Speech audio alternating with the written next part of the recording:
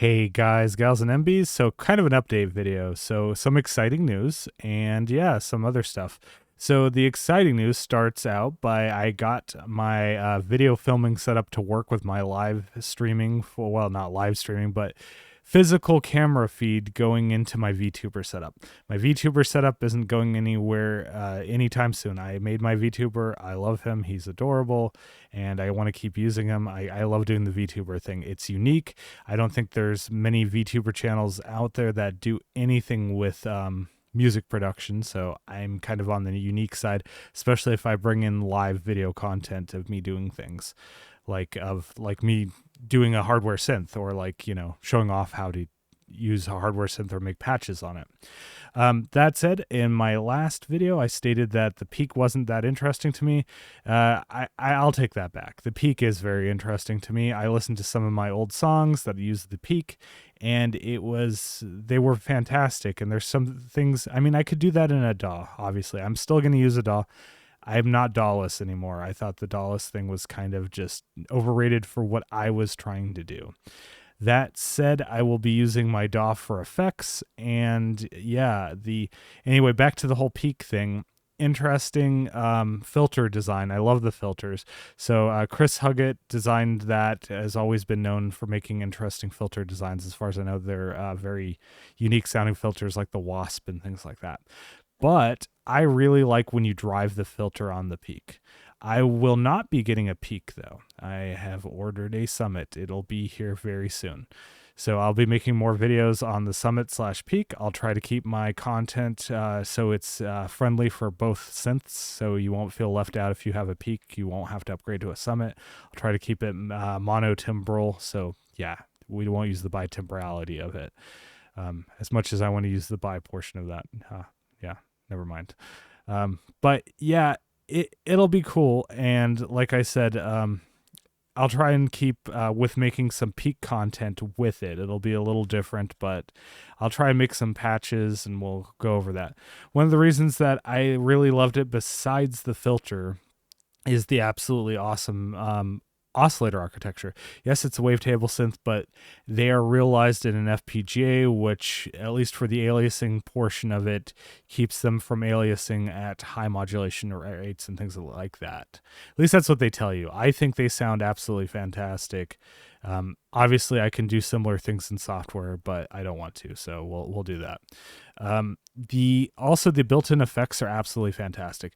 The reverb, I say, rivals pretty much any reverb pedal out there, at least for mainly ambient reverbs.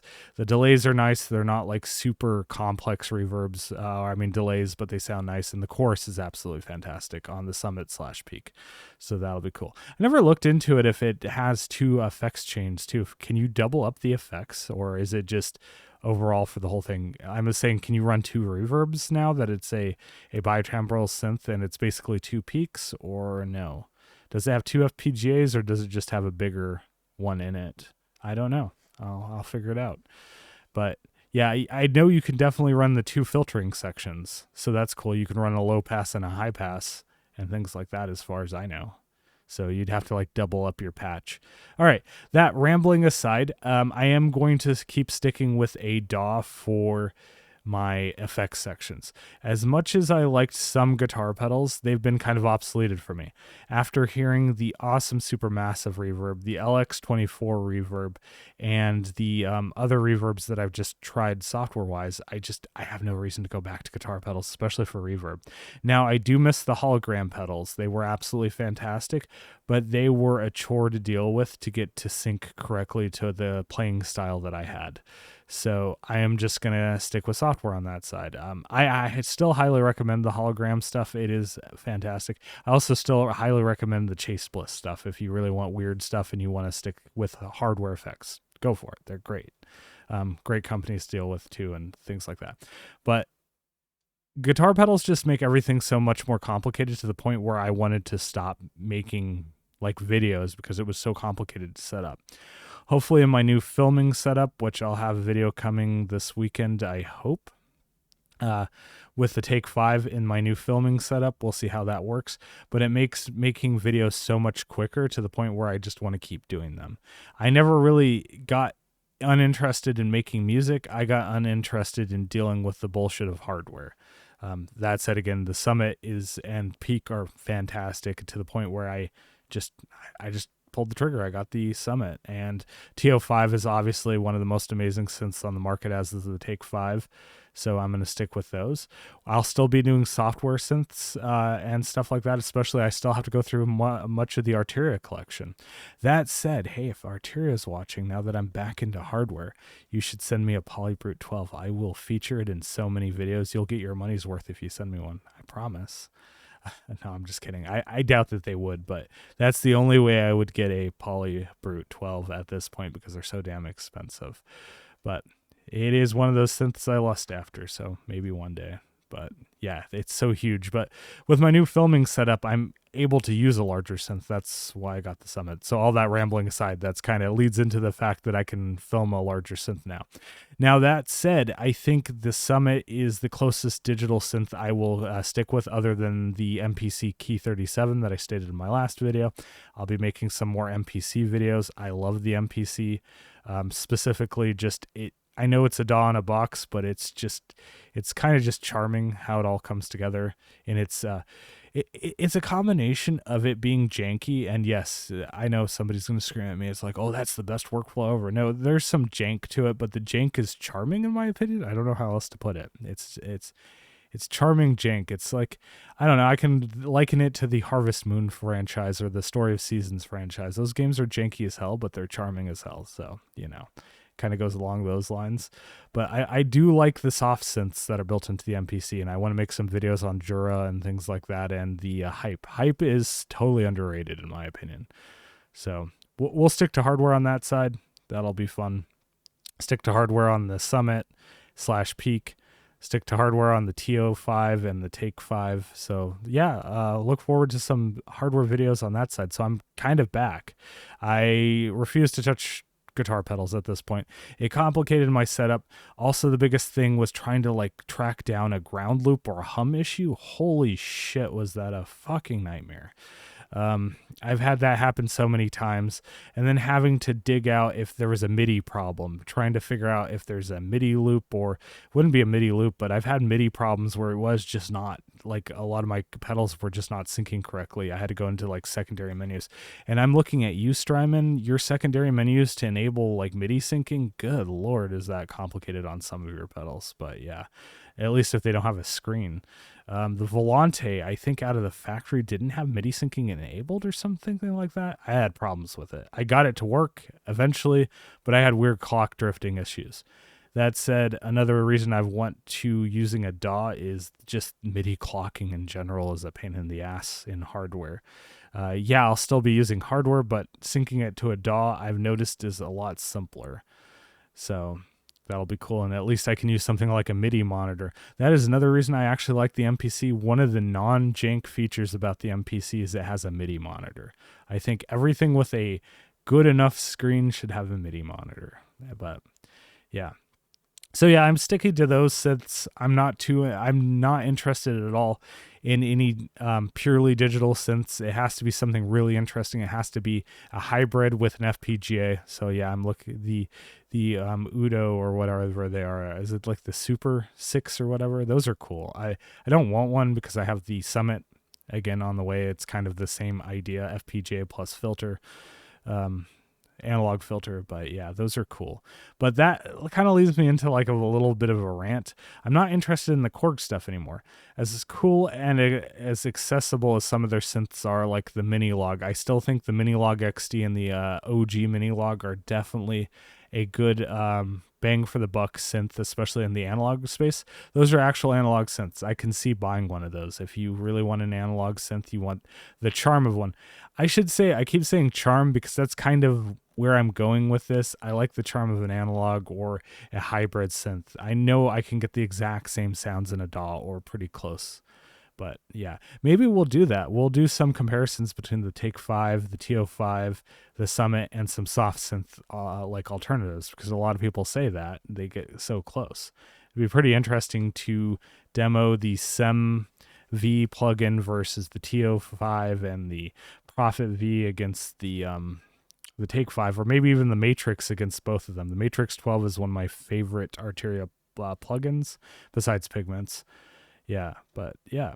So that leads me to like more boring digital synths. I don't know why people got so excited about the multi-poly. It's just a VA synth. I mean, yeah, I get it. And I used to be so defensive about calling them a VST in a box, but that's exactly what they are. And an expensive VST in a box. Yeah, you get the hardware interface, but I've had almost all of the Korg synths in this lineup. So I've had the Mod Wave. I mean, I briefly had the Mod Wave that got sent back. I didn't like it whatsoever, but I had a Wave State. I had the FM one, the Op6. And while, yeah, they do sound nice, using a DAW again, I've just realized how like inferior they are to an actual DAW. With even like Logic, for example, it's built-in synths. I don't get it. I mean, yeah, if you're going to use this in a mobile setup or something, yeah, I guess. Sure, if you're going to do DAW-less or you're going to do live shows, I see where this is at. But honestly, if I could take the space, and I know this thing is polarizing, I'm kind of an Arturia fan. I will say that outright. I do like their stuff. I know it's polarizing as all hell, but the Astrolab, if you need a live synth, that's what I would get if I ever actually do some live shows or anything like that. Since I love the V collection so much, because yeah, I guess it comes with the new V collection. Oh, that's the V collection X. Yeah, so that's the new one. Interesting, comes with it. So if I ever actually had to do like live shows, I would get the Nest thermostat thing here. Yeah, I that interface is still, that reminds me of that so much, but I would rather do that or use a laptop and a controller situation if I really had to for a live show. That's how, versus using in like a digital synth. I know I'm getting a little like off topic and a little ADHD here for some people's likings, but yeah, it's just not that exciting to me. To go to something like that, the new Korg lineups. I used to be a huge Korg fan, like absolutely huge Korg fan. I had a Korg Karma back in the day. I loved their stuff, but that was back in the day when your computer, there were really no good soft synth options. I mean, yeah, there just wasn't, at least for a live performance and things like that. But now there's just so many good options that you can use, and this is not one of them. It's kind of like the Rolandification of Roland stuff too, where it's all kind of just boring VSTs in a box, no real analog. I know, again, I say that, and I'm a big supporter of real analog synths, and it's more, like I said, of a charm or romanticization of it versus it being an actual factual thing saying, oh, analog is better. Yeah, it sounds great, but you can do it in software these days. Personally, I like both approaches. I like using software for the easy recall and things like that, but I do like just at least the charm of having a real analog synth in front of me. Also going into a DAW, which is fun, and then using digital effects to high hell on it because I'm going to. But yeah, again, a lot of rambling here, but that's kind of my thoughts on the whole situation. One of the reasons that really pushed me out of the market was I was really getting fed up of a lot of the influencer stuff out there where people were just like pushing the new greatest thing. I mean, people are getting like all super excited about that chord synth that's coming out. I'm like, come on, seriously? I know the video was super cool and charming and awesome and it had those retro vibes, but really that thing is so expensive. And just learn a little bit of music theory. I know that's a little gatekeepery, but music theory isn't that hard. I know people make it out to be hard, but just a little bit of music theory. Learn a few chords, do it yourself. Get a damn MIDI controller that has a chord mode already and you're halfway there and you get a, yeah, I don't know. I don't understand the whole infatuation with a lot of digital hardware out there these days. But some people could say that to me about my infatuation with analog synths, but you know, it is what it is. That says at least one of the analog synths I'm still keeping is definitely MPC keys. We'll make some content that goes over the soft synths and things that are built into that. That's a fun one. Yeah, but oh God, and I could go on a rant about the new, the new teenage engineering shit. But that's like, really, that's like punching low. I mean, is it though? Because there's such an they're such an overvalued company with like such expensive stuff that really targets a special, I'm going to say special demographic, but I just don't understand the new infatuation with that new with the new teenage engineering synth. That thing insanely expensive for what it does. Again, all the unique features in quotes on that, the generative stuff, just learn a little music theory. I know that's going to put some people off, and yeah, you're welcome to not follow me if you don't believe in just learning a little bit of music theory to get yourself started with music versus buying a $2,300 toy basically to make music with. Yeah, just use a DAW. Yeah. Anyway, yeah, I was kind of miffed at that and people trying to push that as the next greatest thing. And I'm like, wow, you're just disconnected with reality. So, yeah, that said, really disappointed with Korg's new offerings. And you hear my views on at least how I'm going to incorporate hardware within my setup and actually push out some music and some tutorials. I hope you stay tuned with me making some more tutorials on synthesis in general. I hope that gets more people involved with synthesis software or hardware. Otherwise, hopefully I'll make my stuff broad enough where you can accomplish making the patches that I want to make on any synth that's in front of you, kind of deal. I'm going to try to do that, but obviously there's going to be some differences. Like the Take 5 is going to sound different than the TO5, than the Summit versus the soft synth that's going to be built in to the MPC. But like I said, if you get the basics down, you should be able to follow along with some of the sound design that I'll be doing in the future.